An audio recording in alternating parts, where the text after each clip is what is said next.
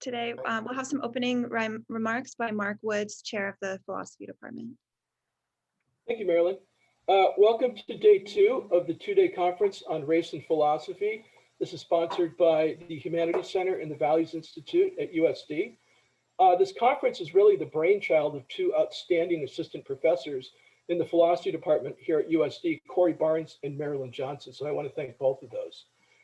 In yesterday's session on race and education, John Torrey talked about how the murders of Black Americans are often flashpoints for protests and conversations about racism in the United States. This conference is actually an example of this. In the wake or following George Floyd's murder on May 25th last year, in June, the philosophy department got together on Zoom, and like many other departments and academic units at USD and across America, we crafted a statement on anti-racism and solidarity with Black Lives Matter. It was actually Corey's idea when we crafted that to say, well, what are we going to do? You know, the statement is great, but what are we going to do? And Corey spearheaded creating basically a to-do list. And this conference was one of the items on the to-do list. So this is what Aristotle might say, the efficient cause of why we're here. But just to open, I'd like us also to think about the final cause in Aristotle's sense of why are we really here? When I was an undergraduate in Minnesota, and I think it was in a Marx class, I read Marx's 11 theses on Feuerbach that Marx wrote in 1845. And the 11th thesis is that philosophers have hitherto only interpreted the world in various ways. The point is to change it. And that really spoke to me in some way. This morning when I got up and when I was multitasking, reading the news, eating breakfast, and talking with my wife, I saw 2 ways that I don't know are ways to change the world. First, I saw that Apple now has a Black History Month themed Apple Watch, and there is a vegan cookie company that for the month of February has Black History Month themed vegan cookies. Now, I don't know if there's anything inherently wrong with a Black History Month themed Apple Watch or Black History Month themed vegan cookies, but I somehow don't think these are the ways to change the world. So what I would like to put out to all of us today is we should remember the point of the conference, not just to talk about race and racism. What can we actually do about race and racism? What do we do when we leave this conference in word and deed? Today's schedule is 3 sessions with 6 outstanding speakers on race and politics, race and medicine, and race and art. And with that, I welcome you again to the conference, and I turn it over to you, Marilyn. Okay, thank you, Mark. And thanks for your support of the conference. This conference is supported by the Philosophy Department's Values Institute, as well as the Humanities Center, which is currently being run by Dean Noel Norton. So our first session will be on race and politics from now until 11:50 Pacific time. We'll hear from 2 speakers, Jason Riley and Jason Hill. Dr. Jason Hill is Distinguished Honors Faculty and a Professor of Philosophy at DePaul University in Chicago and a Shillman Journalism Fellow at the Freedom Center. He earned his PhD in philosophy from Purdue University. His areas of specialization include ethics, social and political philosophy, American foreign policy, and American politics. He's the author of several books, including We Have Overcome, An Immigrant's Letter to the American People, and Becoming a Cosmopolitan, What It Means to be a Human Being in the New Millennium. His new forthcoming book is entitled What Do White Americans Owe Black People? Racial Justice in the Age of Post-Oppression. We'll also hear from Jason Riley. Jason Riley is a senior fellow at the Manhattan Institute and a columnist for the Wall Street Journal. He earned a bachelor's degree in English from the State University of New York at Buffalo. He writes on topics including politics, economics, education, immigration, social inequality, and race, and is a frequent public speaker and provides commentary for television and radio news outlets. He is the author of a number of books, including Let Them In, The Case for Open Borders, Please Stop Helping Us, How Liberals Make It Harder for Blacks to Succeed, False Black Power, and Maverick, which is a much anticipated biography of Thomas Sowell, along with being the host of a documentary entitled Thomas Sowell, Common Sense in a Senseless World. And I'll pass it over to him now. Thank you for inviting me to participate in this conference. I wanted to spend a few minutes talking about policing and the role that it plays in racial inequality. That's a debate that, of course, reached a sort of fever pitch over the summer with the George Floyd protest. The entire nation, or so it seemed, came to agree that policing was a major problem in our inner cities and that it was exacerbating racial inequality. But as I watched this play out, that narrative didn't seem right to me. I've lived in low-income Black neighborhoods, I've gone to school in these neighborhoods, worked in these communities, and I can't recall the police ever being perceived as a bigger problem than the criminals. So as I watched this play out in the media over the summer, I was skeptical. Were the people who were sounding off on television and Twitter really representative of the people who live in these communities? And let me offer you some data so that you can see where I'm coming from on this. In a Gallup poll released last year, 81% of Black Americans said they wanted police presence in their neighborhood to remain the same or to increase. 81%. Just 19% said they wanted it to decrease. Another Gallup poll released a year earlier asked Black and Hispanic residents of low-income neighborhoods in particular about policing. 59% of both Black and Hispanic said, quote, they would like the police to spend more time in their area than they currently do, unquote.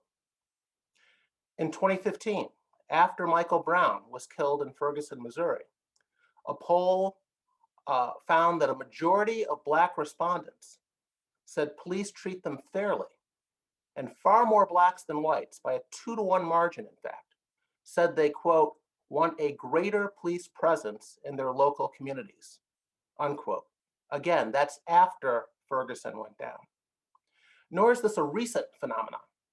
Crime control has been a priority of Blacks for a long time in this country. All the way back in 1993, there was a Gallup poll that found 82% of Black respondents said the criminal justice system doesn't treat criminals harshly enough. 75% of Blacks wanted more cops on the street to combat crime, and 68% said we ought to build more prisons so that longer sentences can be given. So, just to be clear, it's fine to advocate for fewer police or for spending less money on policing and so forth, but let's not pretend that this is anything close to the view of most Black people, and especially most Black people who live in high crime areas. This is the view of Black elites, elites in the media, elites in politics, elites in academia, and among activists. And they are, for the most part, speaking for themselves.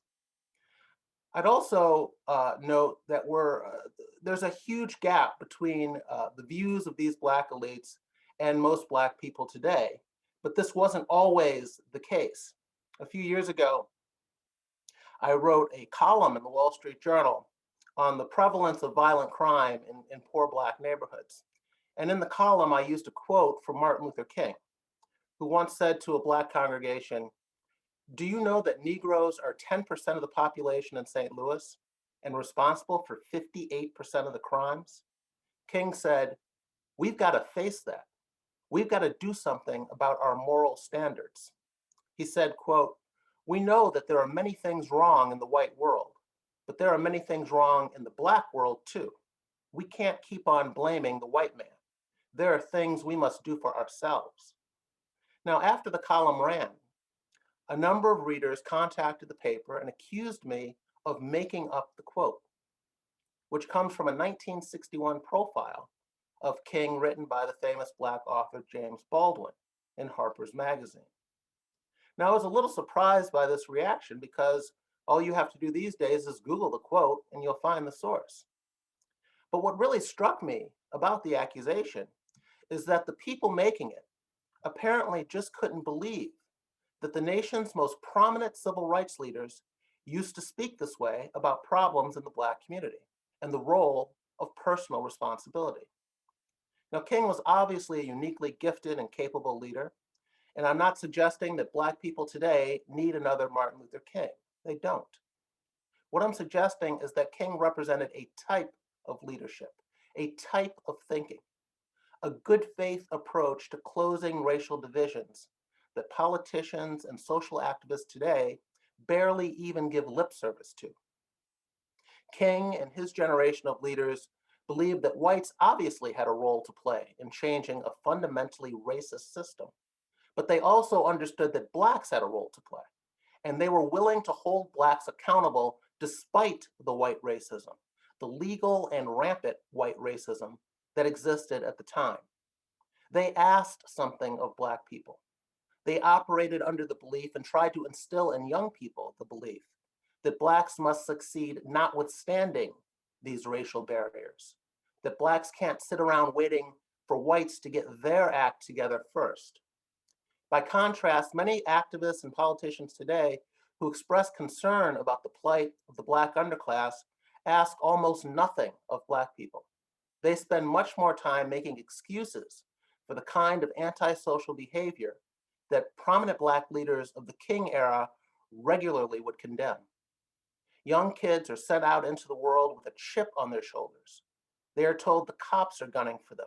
Their teachers are racist. The tests are racist. The employers are racist. The judges and prosecutors and entire justice system is stacked against them. They're told that the world owes them, and if they don't succeed, it is not their fault.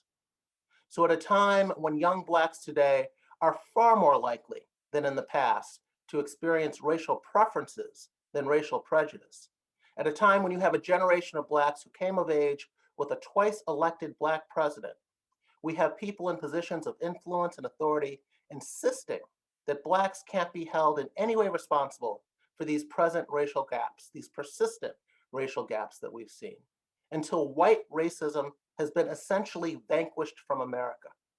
In many cases, you're dealing with Black leaders and activists who consider any focus on Black responsibility or accountability to be itself a form of racism. And the academic and political and media establishment, for the most part, plays right along with this narrative. The discussion of race and crime today is a very good example of this phenomenon. In the media, on college campuses, among civil rights activists and political figures, even in the world of sports, a fundamentally dishonest narrative has taken hold. The press is very eager to break down police shootings by race, but hesitant to break down criminal behavior by race, which gives the public a very distorted picture of what's happening. Study after study after study going back decades has shown that Blacks are incarcerated and arrested at higher rates than whites based on behavior. Now, that doesn't mean that there are no racist cops or no cops who abuse their authority, but it's clear that racism in and of itself is an inadequate explanation for higher rates of arrests and incarceration among Blacks. Now, there's no complete national database on police shootings. Some police departments report more extensive data than others, and perhaps some uniform system should be put in place. I certainly would have no objection to that. But the data we do have show that in a typical year, police are involved in approximately 2 or 3% of Black shooting deaths. In 2019, there were 492 homicides in Chicago. Only 3 of them involved police. As I watched the George Floyd protest this past summer, I kept thinking about that statistic. 492 homicides, and 489 of them had nothing to do with police. During one weekend in Chicago a couple years ago, 74 people were shot in one weekend. One of the local hospital emergency rooms had to shut down, turn away ambulances because it didn't have room for any more bodies. Again, none of these shootings involved cops, not one. Young Black men in Chicago or Baltimore or St. Louis may indeed leave their house each morning worrying about getting shot, but not by police. But you'd never know this following the media coverage. Back in New York City, where I'm based, we have the nation's largest population and the largest police force. And it so happens that the New York Police Department has kept detailed records of police shootings going all the way back to 1971. That year, 1971, police shot 314 people, 91 of them fatally. 2 decades later, the number of police shootings in New York had fallen from 314 to 108, and those fatalities had fallen from 93 to 27. The most recent numbers I've seen are from 2019, when New York City police shot 34 people and killed 10 of them.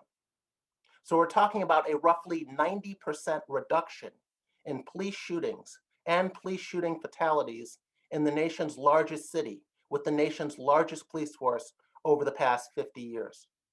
And New York is no outlier here. Police shootings have fallen dramatically nationwide and in other major cities over the past half century. Meanwhile, we have social activists claiming that police shootings are not only rising, but have reached epidemic proportions. It's another example of how a prevailing narrative can be almost completely divorced from the empirical data. But if we want to begin to do something about social inequities, we need to be honest with ourselves. We need to correct the false narratives that so often drive the discussion. According to federal figures, police shootings of Black people have fallen by more than 70% nationwide since 1970. The idea of trigger-happy cops out there today, systematically gunning for young Black men, based on everything we know, is a myth. Yet we have entire movements today advancing this narrative and the media expressing next to no skepticism. We had street protests all summer long based on this narrative. We've had pro athletes refusing to stand for the national anthem in protest of cops targeting young Black men. They think there's some epidemic going on out there.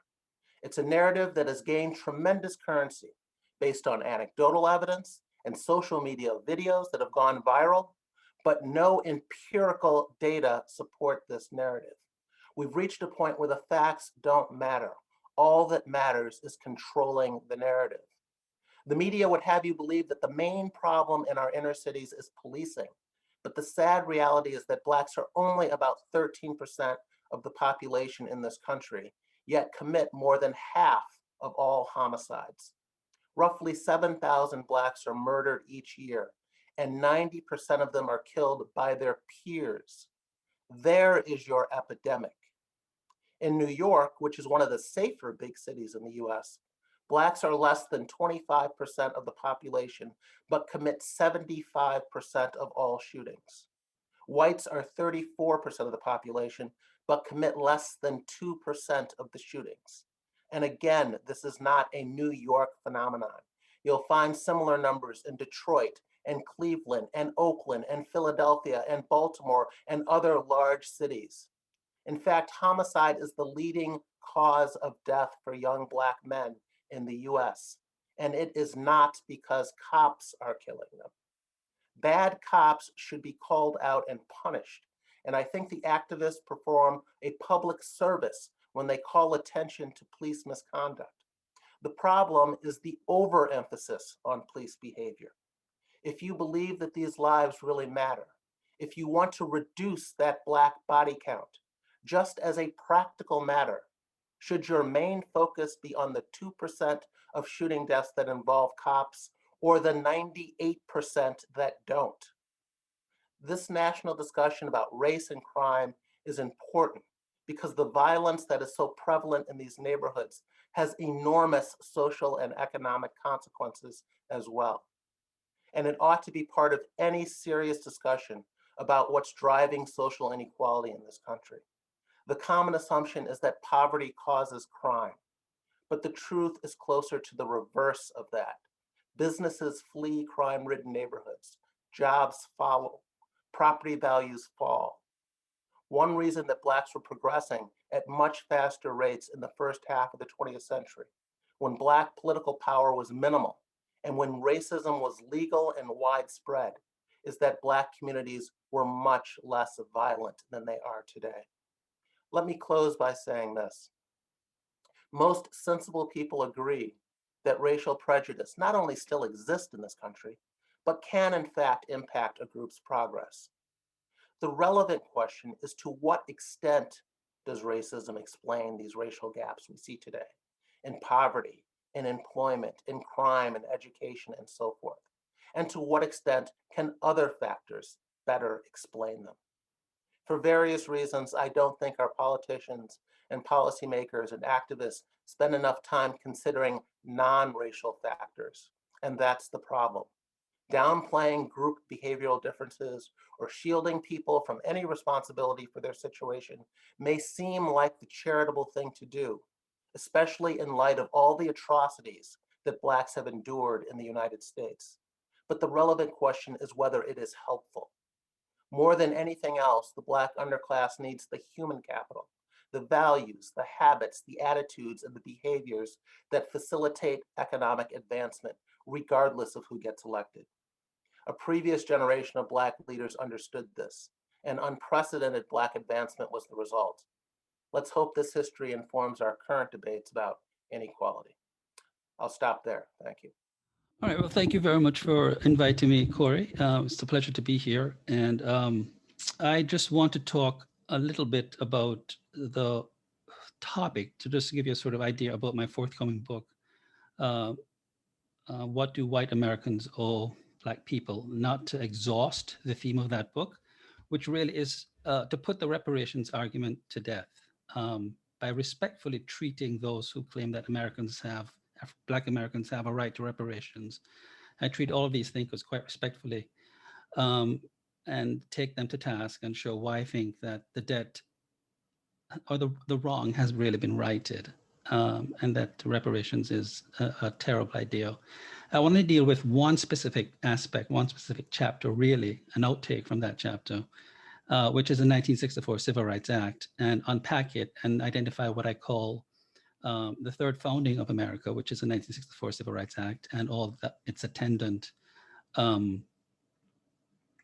clauses and amendments, and also to indicate what I call the eugenical moment in America's third founding, which is what I think the 1964 Civil Rights Act was all about. So let me just start here. So I start off by saying that the 1964 Civil Rights Act was not an altruistic gift to Black Americans, nor did it repay a debt, because the latter implies that some legitimate or illegitimate transactional exchange between parties that call for repayment to a creditor by one who had been temporarily accorded funds or some agreed upon value by another party, the creditor, was enacted. So debt is deferred payment. I prefer to think that justice was achieved. And the confiscation of freedom was a moral infraction against Blacks' inalienable and inviolable right to bodily integrity and hereditary freedom. So the 64 Civil Rights Act accomplished just that. In granting Blacks full equality before the law, the state reversed a metaphysical crime it had long been guilty of committing against the former slaves, the failure to apply the principle of legal egalitarianism to one group of people for a morally neutral reason, their ascriptive racial identity. And the latter was used to expel them from the domain of the ethical and the pantheon of the human community, and from those enjoying their hereditary rights of man. And again, egalitarianism, I think, can only make sense in the legal sense, that is, persons should be regarded as having equal moral worth, inalienable rights, and therefore treated before the law, that people are not equal in strength, beauty, intelligence, and behavior, and in virtue. That is, I'm not an advocate of equity, which is equal results, because you can't redistribute values, which is what determine ultimately equality of results. So by recognizing Blacks as equal before the law, the 64 Civil Rights Act proclaimed that as far as the Republic was concerned, Blacks now had full access to the global commons, that they belonged to America, and concomitantly that America belonged to them. That is, by outlawing in many cases how they could legally exercise their creative agency. Many Blacks, conscious of themselves as possessing moral freedom, intrinsic dignity, inviolable worth, and inalienable rights, knew that by law nothing could prevent them from suffusing the American landscape with an original assemblage of who they were. So they were no longer interpretable metaphors outside the historical process. They were contributors, as they had been since they were freed from slavery, and as they were during slavery, to American civilization in the fields of education, entrepreneurship, medicine, sports, real estate, theology, and myriad fields of industry. So I think the Civil Rights Act would establish more than this, however, right? During the horrific violence visited upon Blacks during the movement to end segregation, during Jim Crow, when millions of Americans saw German shepherds and Alsatian dogs and fire hoses turned against unarmed and non-responsive Blacks, as they saw elderly men and women and children pummeled in the streets by police wielding blooded batons, something mystical happened that transformed the white imaginary, I think, in this country. That is, the Black body, passive, submissive, and broken, became a meditative site for human suffering, white shame, guilt, and moral horror and revulsion. It also became a moment of contrition, redemption, repentance, and deep introspection on the part of many white Americans as to how they wish their nation to proceed as a republic. It could be a divided and bifurcated along racial lines with a separately configured humanity for two distinct types of human beings, or in keeping with the moral meaning of America and the original spirit of the nation's founding, a common humanity for all persons created in the image of one God who administered law equally to all and who favored none of his children more than the other. But I think in the end, a nation without contention, protestation, not without protestation, passed a bill that made private racial discrimination illegal. So the 1964 Civil Rights Act did more than end state-mandated racism. Title 7 of the Civil Rights Act prohibited discrimination based on the basis of race, color, religion, or national origin, and it established the Equal Opportunity of Employment Opportunity Commission that became a landmark piece of legislation. So the Equal Employment Opportunity Act of 1972 was designated to prohibit job discrimination for reasons of race, religion, color, national origin, sex. And the term equal must be interpreted correctly as it applies to this legislation. It did not mean that every applicant or employee must be considered equal in ability or competency. Rather, it means that the law looks at all applicants or employees as equal who deserve fair treatment. So it doesn't mean that an applicant deserves a job or a promotion. It means to level the playing field and make the rules the same for all applicants and employees. Equal employment opportunity programs included affirmative action as well as means for handling discrimination complaint. Okay, so one of the points I want to emphasize is that by illegalizing private racism, it criminalized also the applied judgment of private conscience when that conscience applies itself in the realm of private ownership in the public realm. So the government basically proclaimed to entrepreneurs and business owners the following: you cannot treat your business as a mere extension of your home or your living room. You cannot use your private property, which is the material application of your reason, conjoined with your personal labor, which in turn is an expression of your abstract values made concrete, in a manner that discriminates against Blacks.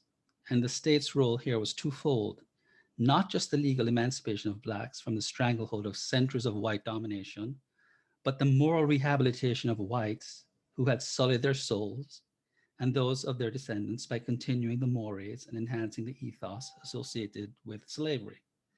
That such actions led to putative rights denial was indisputable. So I submit that the 1964 Acts was an act of moral eugenics, an enormous social engineering program made not just to grant Blacks full standing before the law, but to reshape the moral sensibilities of whites. So it was on one hand, from the perspective of morality, necessary. Simultaneously, I think the 64 Act was enacted also for the redemption of the white soul of America. It was beyond making legal demands of white.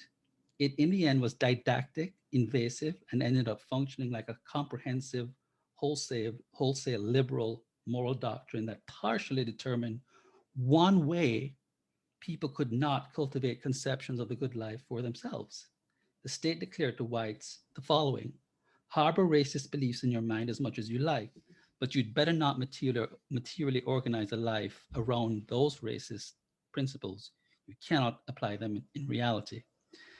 So I say the 64 Act was a form of moral eugenic, not to be hyperbolic, but aside from violating property rights, which I think I argue in the book, a proper justification of property rights, given the collusion of the state and big business, and given the affirmative action programs that existed for white men for centuries, the state was also deliberately and knowingly violating freedom of conscience. So let us be clear, freedom of conscience only has resonance and existential traction when its corollaries, freedom, the judgments of one's mind, can be applied here in reality. So not even in a bloated totalitarian state can conscience in the sense of secretly holding one's beliefs, convictions, and principles be denied. The right to conscience acquires conceptual validity and existential traction only when it pertains to application and action in the world. In barring racists from applying their racist conscience in concrete practice in the form of privately discriminating against Blacks in their private establishments, the state contravened in the realm of a sacred right of which citizens of any modern republic are the legatees, the right to freedom of one's conscience. If one is restricted from living by the dictates of one's conscience, whether one is right or wrong, paternalistically, one is prevented from exercising one's deepest values and one's convictions. The racist would say that in refusing to privately deal with a Black person, he's not violating the Black person's rights for the sole reason that such person has no automatic right to the products of his labor. If he runs a restaurant, then service is a service he provides for customers he wishes to serve, not an inalienable right others have to consume his food. Another human has no right to the product of his efforts that he has produced on his own life, on his own behalf. One is in ownership of the material expression of one's mind and the values applied to reality. But the 1964 Act and its subsequent amendment ruled that Blacks and other minorities did have such a right. So the state used the 64 Act to communicate that one's racist conscience was so vile that it had no place as a moral pollutant in the public sphere. The act was meant to invite moral opprobrium and the concomitant emotion of shame and guilt. And if one felt no shame and guilt, then it was further indication of one's moral bankruptcy. How could one arbitrarily discriminate against one's fellow compatriot on a criteria on skin color that had no connection to the moral character of that human being? So to be prejudiced, the architects of the moral eugenics and social engineering program suggested was not only a form of moral slothfulness, it was to continue the practice of biological collectivism, that is ascribing moral worth to someone's racial identity and all those who share it. On that sole basis, one makes the psychotic assumption that those who did not share such an identity were not only devoid of some mystical chemical predestination suffused with moral attributes, but that they were also lacking in depth, humanity, and moral worth. So I think the nation was moving in a direction driven by its shameful past to try to induce or to traduce individuals for their racist actions. And the twin moral opprobrium of racial domination and racial exclusion were being cast as atavistic and anathema to the New Republic. And this is why I've called the 64 Act the third founding of America. It was a bold act and a political peroration. So think about it this way: the non-discriminatory clauses affixed to the Civil Rights Act protected government property from government appropriation, agreed, but not from public access. In other words, those services had to be paid for, access could never be denied. And this made private property that was communally accessed by government decree a form of social property. Much like children being forced to share their toys, property becomes communal in myriad ways. So before the formal instantiation of affirmative action, there was affirmative access to private property, to privately owned property, eminent domain, which placed absolute control of private property outside the personal jurisdiction of individual private property holders, was thought to be a nefarious breach in the founding principles of America. Now, after 1964, Blacks held a default third property share in the private property of whites. And if property as classically conceived is an extension of one's mind, that is the material application of the thinking one has done, and if one has to sustain one's life by one's effort and the concrete result of those efforts, property, that means that one's sovereignty and autonomy are also superimposed and compromised by the actions of others. If the right to the pursuit of happiness is linked to the right to pursue property and dispose of it as one wishes, then Blacks, backed by the state, were in the unique position of appropriating the moral happiness created by private individuals through their property creations. The state, through its moral eugenics program, had inverted the principle of the right to property. The right to property, we must remember, is a right to action simpliciter, not a right to an object. It is a right to pursue the efforts and actions that will result in the creation or acquisition of property by earning it. It does not guarantee that any person will earn property. It guarantees that one will own it if one earns it. One then earns the right to keep it, to use and dispose of those material values which led to the procurement of property. So the eugenic moment of the Civil Rights Act is expressed in the premise, human rights supersede property rights. They are superior to property rights. So gone were the days for white property owners when they could claim to use their lawfully non-appropriated Black labor property as a means to further their ends and to see their lives as inextricably tied to their property as ends in themselves. Blacks were granted permission to appropriate white property for personal, albeit paid, personal consumption, to modify white conceptions of personal happiness and conceptions of the good that inform it. And I would call this a kind of moral socialism. So as visionary progressive architects build public parks, habitats, offices, and public passages in ways that invite greater contact rather than less, in order to encourage greater social intercourse among citizens rather than, say, solitary individualistic pursuits. So the moral eugenics of the new America were redesigning a conception about how the public sphere in America ought to look. The new America, imperfect as the instantiation of the vision was, given continued racial discrimination, would not just be an integrated one.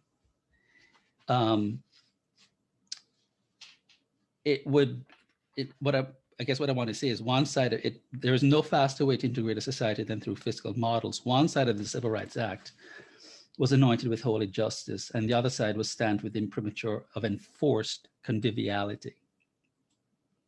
This conviviality was a veneer behind which lay laws that explicitly demanded or mandated the terms of employment between the races and the rules of engagement between whites and Blacks in white-owned businesses. So one could say that the Civil Rights Act was a morally stupendous act of legal and moral freedom for Blacks, an encroachment on the agency, the conception of the good life, and the freedom of whites who were conscripted into a new great society where their outlaw sensibilities were being targeted and criminalized, at least by public decree. And abidance was sufficient to absolve one of any personal damage one might have inflicted against a particular Black person. No apology was actually necessary. So when I speak about moral, just to wrap up here, when I speak about moral eugenics, it is important to bear in mind that it is inextricably linked to property rights, which is taken to be the basis and foundation for all other rights in a republic, the right to life. To change the moral DNA of a citizen in its nations, it is not regarded as sufficient to engage in endless missionary sermonizing in churches or in the educational systems about the equal moral value of Blacks. That is, the social engineering of the eugenics transformative nature of the 64 Acts was not fought on the level of moral suasion, although the civil rights leaders such as Martin Luther King did engage in that enterprise. Rather, on a fundamental level, the sweeping changing of the nation's racialist DNA would be effected and transmuted through property rights. It would involve a contestation of two competing conceptions of the right to life fighting against each other. Those of the unearned, that is, Blacks making a claim of a right to an object, superseding those of the producers, white business owners, and employers. And the latter would yield by law to the demands of the former. In this act of continued supplication, a new understanding of human rights would take precedence over property rights. Whites were being morally retrained and rehabituated into a new domain. And I would call this a new form of virtue theory directed at whites. That is, to coerce a person into having a different relationship to his property, to how he fashions and organizes his life around his personal property, and just as importantly, to leave him no choice but to have him aver in one crucial area, which he had always taken for granted, the public sphere, which became universally public, involved a monumental attitudinal shift. So for a number of whites, it was regarded as a reverse occupation, as whites had occupied the bodies, expropriated the agency of Blacks, and denied them property rights for centuries. So the Civil Rights Act was allowing them a quasi-paid squatters' rights. We are free to sit at your lunch counters, entertain ourselves in your movie theaters, define ourselves in your employment establishment, and invert the moral meaning of production and of capitalism. The human right of being the right of human beings to trade and deal with whomever they desired based on mutual cooperative consent, each giving value for value. So such was the expropriated method of the Janus-faced nature of the Civil Rights Act. It compromised the autonomy of the businessman, deprived him of jurisprudential independence or jurisdictional independence over his property and therefore his life, liberty, and pursuit of happiness. So I would submit in closing that it was not just about distributive justice. It was a punitive, retributive document as penal and discriminatory against a white person and his property as had ever been seen before non-propertied white males have been granted the right to vote. And some would say these punitive measures scale back the white individual's creative ability, ambitiousness, self-assertiveness, and his unlimited capacity to reshape the public domain and the earth itself in the image of his values. And so what, comes the rejoinder, given the horrific history of enslavement, of racial segregation, of white domination over Blacks, of the arbitrary creation of laws to keep Black from accessing the social goods required to flourish on the massive scale permitted to Blacks? Was the moral eugenics of the 1964 Civil Rights Act an assault, an egregious assault against white people? And if so, was it justified? And I go on to say, yes, it was.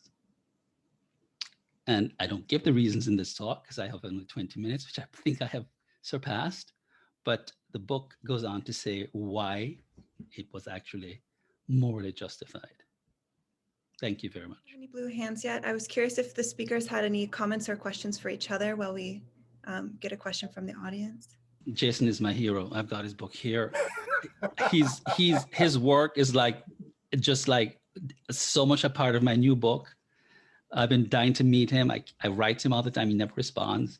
I agree almost with 100% of everything Jason Riley says. So it's like bowing down. I have a question for Jason. Okay, Jason. Professor, I enjoyed your talk. It sounded to me like a very libertarian take on the 64 Civil Rights Act, something you'd hear from like a Rand Paul type, or maybe a Cato Institute fellow.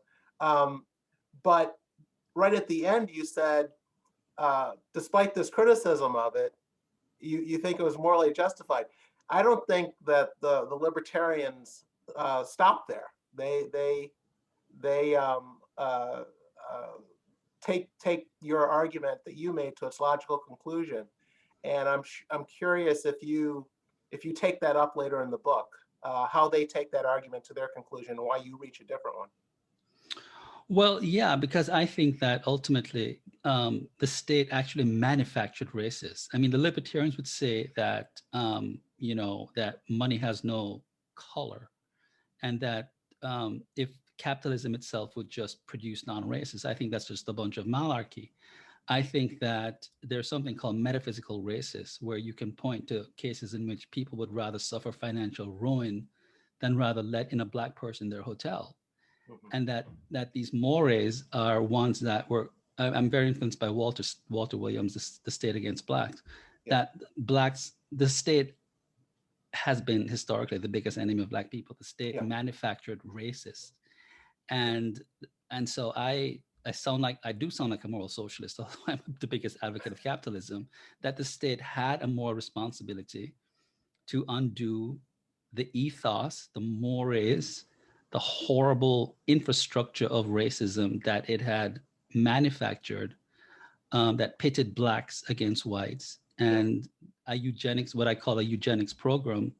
I think we're way past the pale of that kind of racism today. Let me just say that the debt has been paid, and that's why I'm against reparations. But at the time, the libertarians would say something like, "You're crazy. Capitalism would just take care of that discrimination, and money, racists don't." Well, I don't know if they take it that far. I mean, Gary Becker was the person who wrote about the economics of racial discrimination back in the 50s.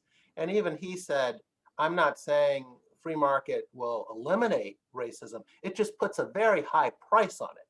And that's what he says. So if you're a landlord and you don't want to rent to Black people, you run the risk of having empty, vacant apartments.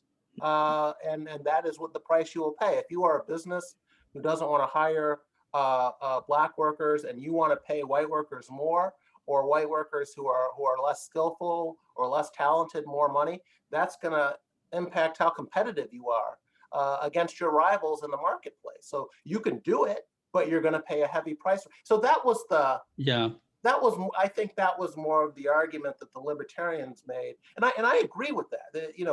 Racism, I think is, we've had it down through the ages. I don't think I'm going to live to see a day when it doesn't exist. And the question believes what system, what policies place the highest price on people who want to behave in certain ways that we find undesirable. And to me, free market capitalism does that. Right. But I think that would be the libertarian argument. Right. So I partially agree. I just think that the sort of retraining of the sensibilities of a multiplicity of generations that had been through the codification of laws and mores because I think whites were a victim of Jim Crow and of they had their souls corrupted just as much as Blacks had their bodies eviscerated of their dignity. Yeah. My criticism of the Civil Rights Act of 64 was how it was later interpreted by the courts. Okay. So as designed, it was to ensure equal opportunity. The courts would later interpret it to mean where we don't see equal outcomes or proportionate outcomes. That's right. Something is wrong. And that was a fundamental shift. And in fact, in the debates over the act at the time, there were people who wanted guarantees that this was not going to be interpreted this way. And that's right. Particularly employers and so forth. And they were assured, they were given those guarantees, and then the courts in later years would just throw that aside. And so we're at a point today where if you can show that a policy has resulted in disproportionate outcomes by race or gender or so forth, yes. That is considered evidence of discrimination, regardless of the intent of the policy. You don't have to prove anyone meant to discriminate. It's all about outcomes now, and where we don't see equal outcomes, we can assume something nefarious has happened. And that was a complete reversal of what the architects of the Civil Rights Act of 64 intended. Absolutely. I have a whole chapter on that whole equity nonsense that I deal with. Yeah. I found this panel very interesting.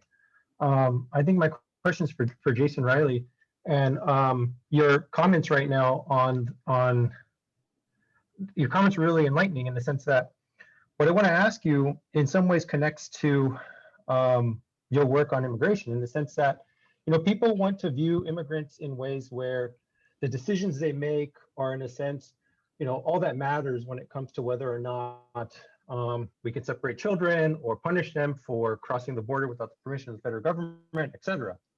And a lot of times critics of undocumented immigration really close themselves off to the pushing mechanisms that are taking place, right? Those factors, say the history of the United States causing civil unrest in Central America, they want to close themselves off to that and just look at the actions of immigrants piecemeal. And I kind of got that in the sense of your talk, in the sense of looking at Black communities, where Black crime statistics, those don't happen. Black crime doesn't happen in a vacuum, right? It's situated in a social structure that's in many ways conditioned by our nation's commitment to white supremacy, to the privileging of the rights of white individuals as opposed to Black individuals. And so, in thinking about the various causes that can contribute to the injustices or the negative consequences that are afflicting Black communities, why not look at them in this larger cultural, historical context and see that they are actually conditioned in this way, where I think, maybe I'll just leave it at that. I think I do that. I place Black crime rates, violence in Black communities in a historical context. And there's an assumption among many today, particularly among many young people, that things have always been this way in these communities. And that simply is not the case. Um, uh, Black communities were not always this violent. You can go back to the 1940s and 50s, where you had uh, Black homicide rates that were falling in those decades. You had lower Black incarceration rates, lower Black crime rates in the 40s and 50s and the early part of the 1960s. And we kind of forget about that element of Black history and assume that what we see in a lot of these communities today has always been the case. And what's interesting about that history is that if you look at what is cited as the cause of these problems today, poverty, systemic racism, all of those things were exponentially worse in the first half of the 20th century. Yet you saw lower Black crime rates than you see today, lower Black incarceration rates than you see today. Blacks are much poorer in 1960 than they would be in 1990 or 2000 or 2020.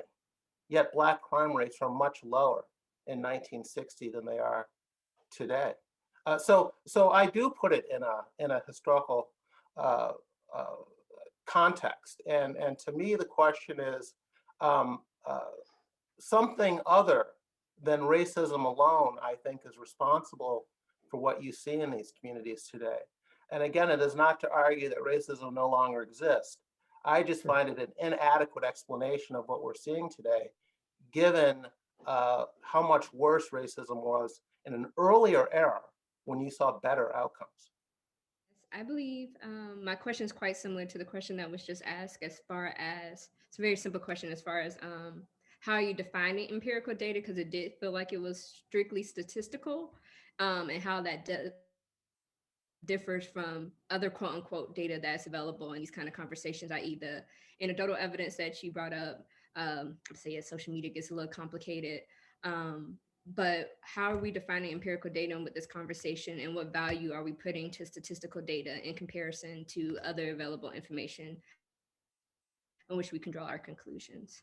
Which figures in particular you're talking about in terms of the source? Most of this is census data, government data. Some of it's collected at the federal level. Some of it is collected at the state level, or the local level, when I was referring to, say, police data. So I'm not sure which figures you're referring to. In terms of what you would compare it to, I do think there is an important distinction to make between empirical evidence and anecdotal evidence. And I tried to make that distinction in my remarks, that a lot of what we see in the media, a lot of what we saw from the protesters, what we heard from them, was based on anecdotal evidence. Something becomes popular on social media, it goes viral, and people assume that because an incident gets more coverage than it used to, that it's happening more often. And those two are not the same thing. And that's why I turn to the empirical data and say, can this be shown statistically? Not just, is this been in the news a lot lately? What I'm trying to put my finger on is, it seems like maybe the uncomfortability with anecdotal evidence is that there's often a bias associated with that, a bias of what we're going to bring, how we're going to tell the story, how often the story is going to be told, how it's getting framed. And it feels like a bias is also in statistical evidence. And so a heavy reliance on statistical evidence just makes me curious, because I'm like, if it's the bias of the anecdotal evidence that we don't like, it's not clear to me that that bias is absent from statistics, given Grant Silva's comment of, we know statistics are situated in history, and there's a way in which information is collected both on the federal, local, the Gallup polls that you were referring to as well. There's some way in which, our bias can be used into these assessment tools, even in empirical data. So I guess I was more curious of, when we're defining empirical data, are you doing so because there's something uniquely different about statistical data that's separate from anecdotal evidence. And my intuition was, oh, maybe it's a biasing frame that he wants to get rid of. And so correct me if I'm wrong, if it wasn't the bias that was the problem, it is really, there's a way in which we're using statistics that's very different from other sources of information. It's true that people can manipulate statistics and cherry pick data to fit a certain narrative that they want to tell. I do think, however, that I will take empirical data over anecdotal evidence any day. And then you can look at the empirical data and weigh whether or not you think it is being misused or cherry picked and so forth. So for instance, you mentioned the Gallup poll data. One of the reasons I took the time to go through so many different polls is to show how consistent they have been over the years. I didn't just find one poll and said it shows this, and so we can extrapolate from this one poll.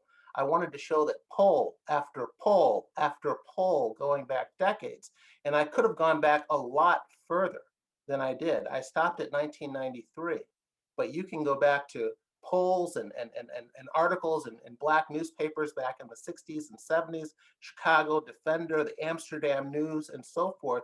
Well, you will find similar attitudes towards Black crime and Black criminals, and complaints about the police not doing a good enough job in terms of protecting these neighborhoods.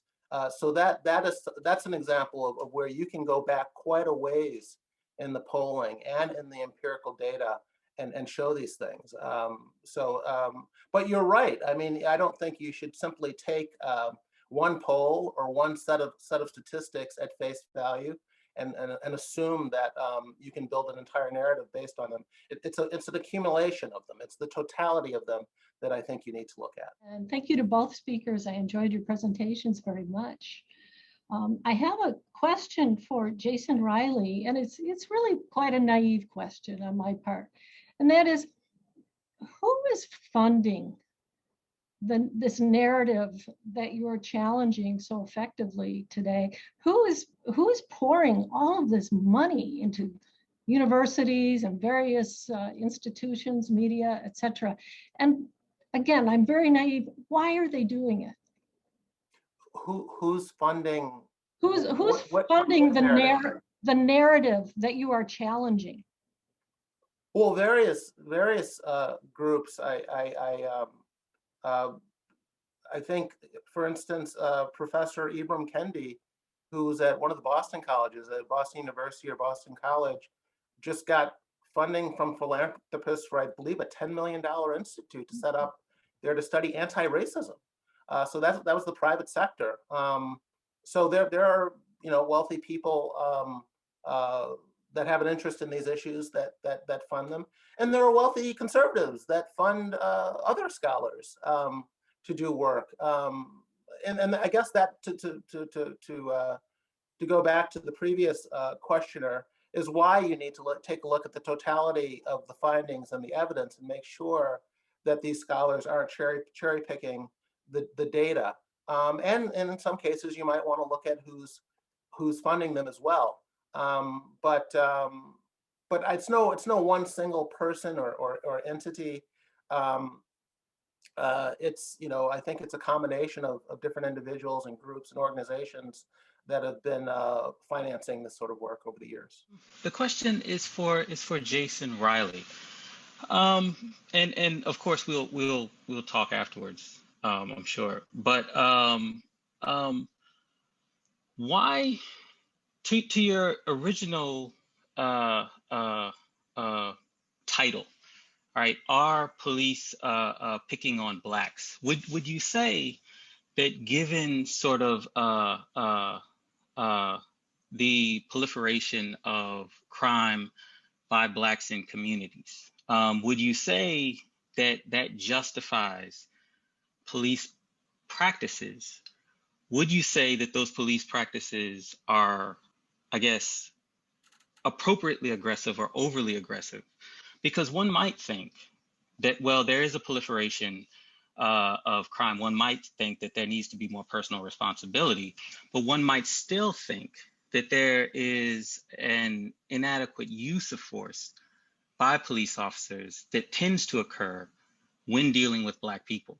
So would you say that there is something of an inadequate use of force, or would you say that the force is just not there that people are claiming, or would you say that the force is there that people are claiming, but that it is adequate given the rise or given the level of criminality in Black neighborhoods?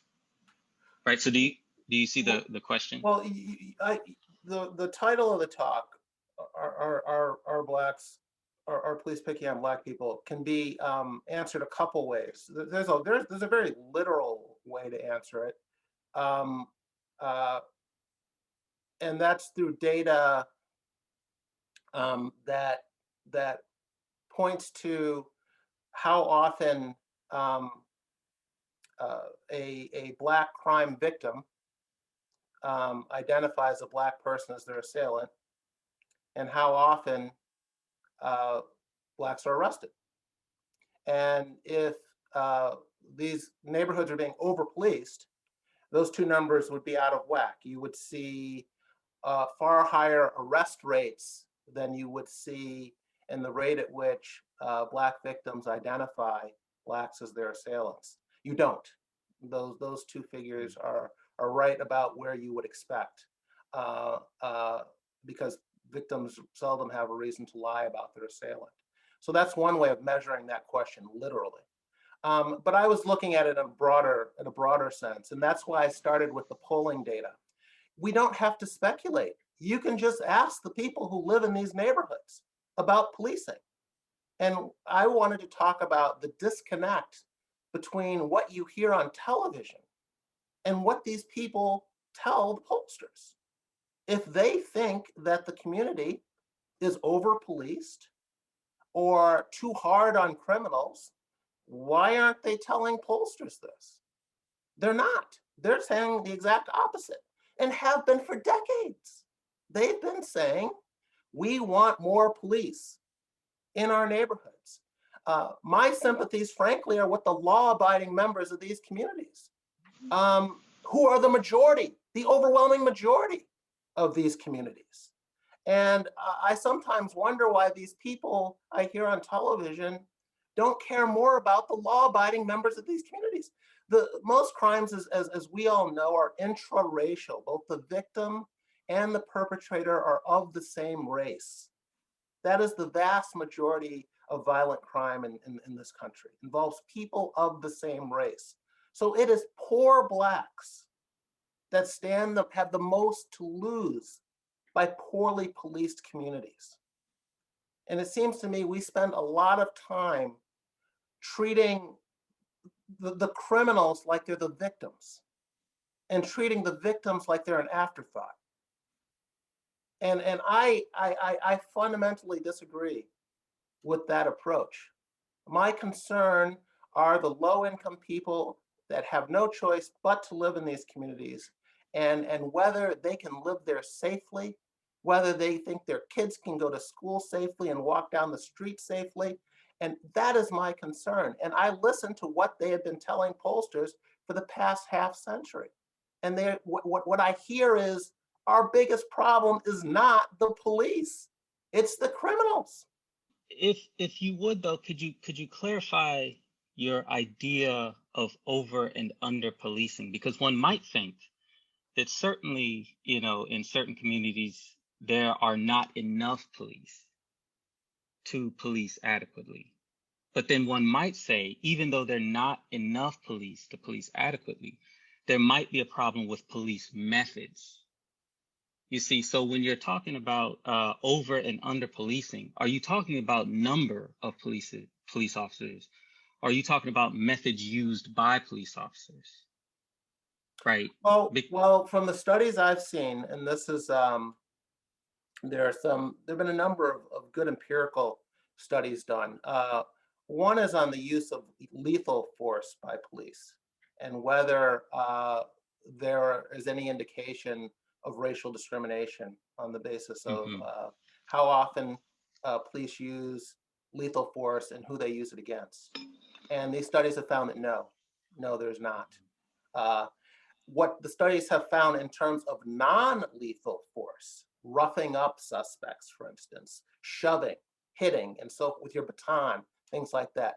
They have found racial disparities in that Black suspects were more likely to be treated more harshly. But even these scholars were reluctant to attribute that necessarily to racial discrimination. And they said, because you have to take into account crime rates and the types of crimes that are being committed and the types of violent crimes that are being committed before you can jump to the conclusion that this is all racially motivated and unjustified.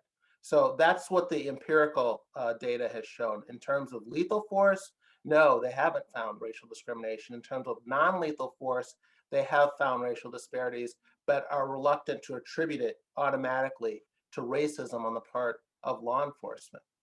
But I think, again, in these discussions, we don't spend enough time talking about the crime rates. That seems to be left out of the discussion very often, and that's that you can't talk about racial disparities in policing without talking about racial disparities in crime rates. I think you're giving people a very incomplete picture when you try and do that. I guess this is for Jason Riley. I'm just a little curious about what I see as maybe a narrowness in the story you're telling, right? So like I could say I agree, like crime rates are an important thing to look at, but at the same time I'm wondering, like, why are we seeing this in particular neighborhoods, and why are we seeing this huge disparity happening? And like, we can tell a historical story about like redlining and intentional destruction of like intergenerational Black wealth. So like where I live in the Twin Cities in Minnesota, there's a highway that runs through the cities, and they built the highway through the like upper middle class Black neighborhood in St. Paul and destroyed generational wealth that takes years and years and years to reacquire. So I'm just a little skeptical of the sort of narrative that you're trying to, one, propose the other side is having, and then two, the sort of narrative you're giving as providing a more complete picture, because I'm just sensing there's a lot of like things going on systematically outside of your picture that I think are influencing some of the data points that you're looking at, even the surveys, right? Again, as I believe I said earlier to a question that was asked, I do think it's helpful to put this into a historical context. And again, you saw lower Black crime rates in the first half of the 20th century, in the 1930s and 40s and 50s, during Jim Crow, when Black poverty was much, much higher than it is today, when racism was much, much more rampant than today. You talk about systemic racism. You can't get more systemic than Jim Crow. Yet, at that time, we saw much, much lower Black crime. Just to give you an example of how much lower it was, in 1960, Black men were murdered at a rate of 45 per 100,000 people. 45 per 100,000. By 1990, it had climbed to 140 per 100,000 people. Was there less racism in 1960 than there was in 1990? Was there less systemic racism in 1960 than there was in 1990? Was there less redlining? Was there less destruction of Black wealth? You had police departments in the South where most of the police officers were members of the Ku Klux Klan in the 1960s. Yet you had lower Black crime rates in the 1960s. So yes, I am putting it into historical perspective. And as I see it, racism in and of itself seems to me an inadequate explanation for what we see today, given that Blacks were able to do what they were able to do in the first half of the 20th century. One of the very interesting statistics about the 1940s and 50s in particular is that you saw declining Black homicide rates. among men. And what's interesting about this is that it was occurring at a time when Blacks were migrating not only out of the South into the North, but out of rural areas into urban areas in both the South and the North. And generally, urban areas are far more violent than rural areas. So as this Black migration was taking place, you would have expected the Black homicide rate and Black crime rates to go up as more Blacks were entering cities, which are traditionally more violent. You saw the opposite. Black homicides fell by 18% in the 1940s, and then by another 21% in the 1950s, while remaining flat for whites. So that is your historical context. And that is what I try and place what I'm saying about today's situation into that larger historical context. I want to start off by saying that both of your approaches I have a certain sympathy with, in the sense that I am myself very critical of what I try to use terms with precision of liberal attempts to help, and both of your work has been, I think, in many ways rightly critical of liberal attempts to help and the ways that these have actually failed or even backfired at times. What I think is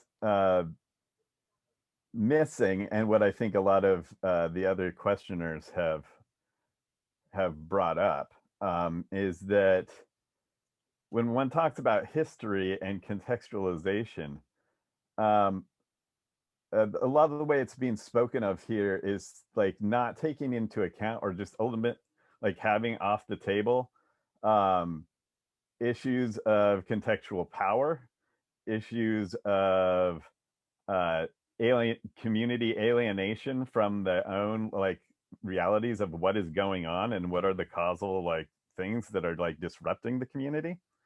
So like when I hear things like, law-abiding citizens, like I get very itchy, right? I get very itchy with this sort of sense of like, it's a very Nixon Law and Ordery sort of sounding thing, which is laden with so much historical contextual baggage, right? Talking about these things as though Black wealth was just simply lesser at an earlier time period, without looking at the fact that disparity between white and Black wealth has grown exponentially. So even if you have a certain baseline, that's not true. It is true. That's not true. It is true. I mean, you can say it's not true back and forth, but like I can bring up stats. I mean, like this is. What are your stats? Where are my stats coming from? No, what are they? Literally, what are your stats? Because I'm going to give you mine. All right. Well, do we really want to have a stat war right here? You brought up stats. I brought up that I believe you are misusing stats. Yes, and several. Okay, what are yours? Okay. Okay, we have another question, so we're going to move on to her now. We just have 1 more minute, or 2 more minutes rather. So let's hear from Samantha Jenkins. Good morning. I'm just catching the tail end of this conversation, and I'm finding it exceptionally distressing. As an African-American member of a community who also sits on a Citizens Advisory Board on Police and Community Relations, where just last night I had cause to make a presentation on the state of California's 2020 report on racial and identity profiling. And the statistics clearly demonstrate that there continues to be problems in disparate policing action, disparate amounts of complaints filed, and that they continue to negatively impact communities of color, but more than anything, the Black community. This notion and this ongoing trope and narrative of the Black community being subject to its own criminality is exceptionally problematic. You know, as some of the recent questioners have stated, this notion that there aren't all sorts of systemic issues at play that would contribute to increased crime in the Black community and other communities of color is problematic. I feel as though what I'm hearing in an academic setting is a justification of disparate and inappropriate policing tactics in an era where we know now, as we have always known, that policing policy and procedure does not account for and provide accountability and standardization in any fashion of policies that would create ongoing and sustained change and improved impacts for policing in communities of color. It's not simply an issue of perception in said communities or creating this impression that law-abiding citizens are somehow more satisfied with the tactics or outcomes of current policing. So I'm just really concerned that this is the narrative that is being perpetuated in an academic setting. It seems as though what we're really advancing here are conservative talking points and projecting them onto the Black community as it pertains to how we are being impacted by policing and systemic racism. And erasure of that narrative is exceptionally problematic and just continues the circumstances that we live in today in 2021. Thank you. Do you think that quoting and citing polls of Black residents of poor communities is wrong or improper? I guess we'll just have to agree to disagree. What I hear is a disconnect between Black elites and the people who live in these communities. I believe what these people are saying. I take them at their word. I don't know why they have any reason to lie to these pollsters time and again over the past half century. I think that they are the main victims of crime in these communities. And they want to be better policed. And when pollsters ask them about that, that's what they tell them. I don't think they're lying. I don't think they're making it up. It's unfortunate that you do, but I don't. I believe them. We are fresh out of time, but I do want to say this. First of all, I want to thank Jason Hill and Jason Riley for being here today. But I also want to say the criticism that what you have are just conservative talking points with no evidence and it's just a bunch of punditry and all of that stuff, I think is the wrong way to go. What you have are two scholarly individuals providing their ideas that are fruitful to any conversation about race and politics. All right. I think that fundamentally is what you have here. And I think that's fundamentally what's needed here. All right. Just considering things from one side, I think is the wrong way to have a conversation or a dialogue. I